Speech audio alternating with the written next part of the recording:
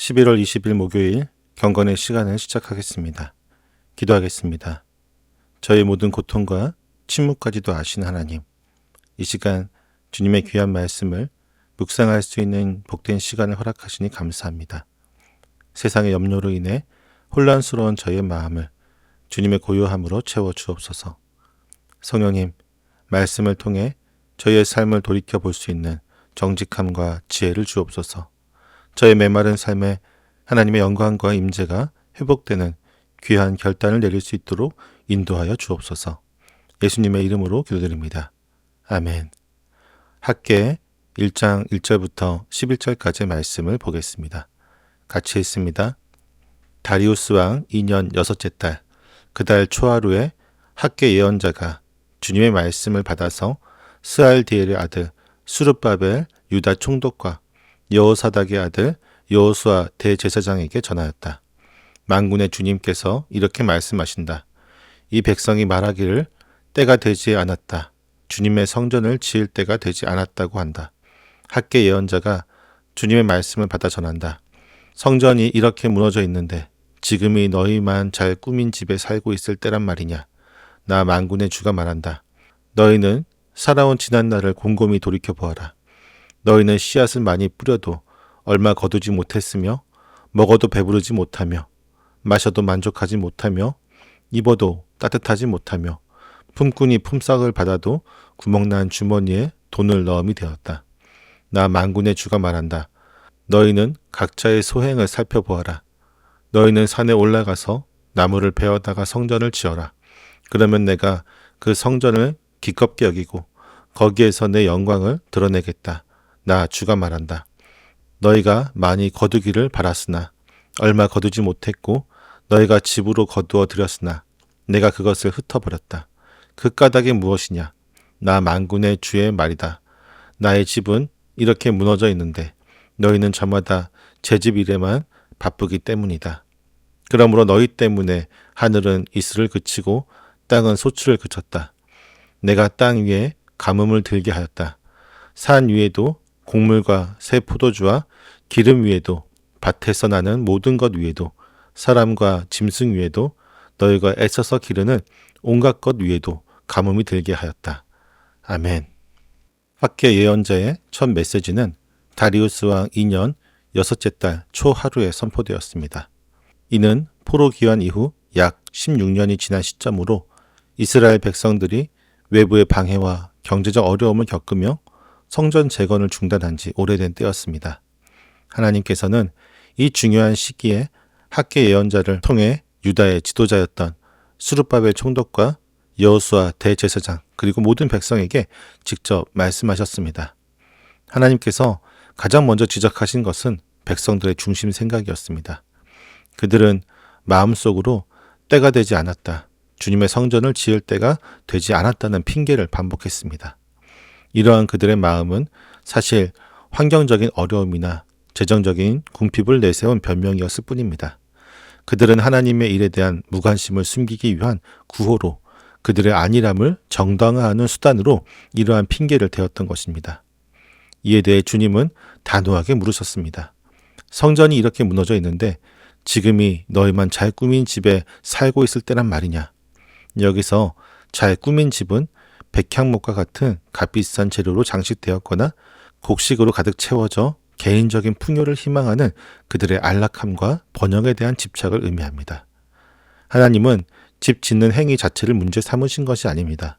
하나님의 집이라는 공적인 책임은 황폐하게 방치한 채 오직 자기 자신의 사적인 안위와 이익만을 최우선으로 삼고 전력 투구하는 뒤바뀐 우선순위를 질책하신 것입니다. 성전 재건이라는 가장 중요한 언약적인 의무를 외면하고 개인의 삶에만 몰두하는 그들의 이기적인 모습이 하나님의 분노를 샀던 것입니다. 하나님께서는 백성들에게 그들의 삶의 방향, 즉 소행을 곰곰이 돌이켜보라고 반복하여 명령하셨습니다. 왜 그들이 열심히 수고하고 노력해도 삶에서 만족을 얻지 못하고 궁핍함을 겪고 있는지 스스로 깨닫게 하기 위함이었습니다. 그들의 현실은 처참했습니다. 너희는 많이 뿌렸으면서도 수확이 적었고 먹을지라도 배부르지 못하며 마실지라도 흡족하지 못하며 입어도 따뜻하지 못했습니다. 품꾼이 품삯을 받아도 구멍난 주머니에 돈을 넣음이 되었다고 주님은 말씀하셨습니다. 노력 대비 결실이 없었으며 채워도 채워지지 않는 공허함과 물질적인 누수의 현실은 단순한 경제적인 불운이 아니었습니다. 이러한 고통스러운 상황은 모세오경에 기록된 언약적 저주의 내용을 그대로 적용한 하나님의 주권적인 징계였습니다. 하나님께서는 이 재앙의 까닭을 명확히 밝히셨습니다. 나의 집은 이렇게 무너져 있는데 너희는 저마다 제 집 일에만 바쁘기 때문이다. 백성들이 풍성한 추수를 기대하며 자기 집에만 불을 쌓으려 했지만 하나님께서는 그들이 가져온 것을 바람에 불어 날려버리셨습니다. 나아가 하나님께서는 하늘의 이슬을 그치게 하고 땅의 소출을 막으셨으며 가뭄, 즉 한재를 들게 하셨습니다. 이 가뭄은 곡식, 포도주, 기름 등 모든 농산물은 물론 사람과 짐승, 그들이 애써 기르는 모든 수고 위에까지 미치게 되었습니다. 학개 선지자는 성전의 황폐한 상태와 백성들의 삶에 내린 가뭄을 연결하는 언어 유희를 통해 성전의 황폐함이 곧 삶의 황폐함과 궁핍을 가져온 직접적인 원인임을 강조했습니다. 그들이 겪는 경제적인 고통은 파괴된 성전에 대한 무관심 때문에 하나님이 내리신 언약의 저주였던 것입니다. 메마른 삶의 근본적인 원인을 지적하신 이후 하나님께서는 곧바로 회복의 길을 제시하셨습니다. 너희는 산에 올라가서 나무를 베어다가 성전을 지어라. 이 명령은 더 이상 핑계를 대지 말고 신속하게 전력을 다해 성전 건축을 재개하라는 주님의 긴급한 요청이었습니다. 백성들은 이제 자신의 개인적인 이익에 집착할 것이 아니라 고된 노동이 필요한 산에 올라 나무를 베는 일부터 시작하여 성전 건축을 재개해야 했습니다. 이는 곧 하나님을 최우선순위에 두는 삶으로 방향을 전환하는 순종의 결단입니다. 이 순종에는 놀라운 약속이 뒤따릅니다. 그러면 내가 그 성전을 기껍게 여기고 거기에서 내 영광을 드러내겠다. 나 주가 말한다. 하나님은 백성들이 정성을 다해 건축한 성전을 기쁘게 받으시겠다고 약속하셨습니다. 이는 그들의 수고를 제물처럼 받으시며 그들의 언약적인 회복을 인정하시겠다는 뜻입니다. 나아가 주님은 그곳에서 내 영광을 드러내겠다고 선언하셨습니다. 대적을 물리치시는 출애굽기의 경험처럼 하나님께서 영광 중에 강림하시어 백성들을 보호하고 그들 가운데 능력을 베푸시는 실제적인 임재와 축복을 약속하신 것입니다. 성전 건축은 곧 하나님의 임재와 축복이 회복되는 통로가 되는 것입니다. 학개 선지자의 메시지는 우리의 뒤바뀐 우선순위가 삶의 메마름과 궁핍을 가져오는 직접적인 원인임을 분명하게 보여줍니다. 우리가 영적인 성전을 황폐하게 방치한 채 개인의 안위와 성공이라고 하는 잘 꾸며진 집에만 전력 투구할 때 우리의 모든 수고는 결국 구멍난 주머니와 같이 헛되고 공허해집니다.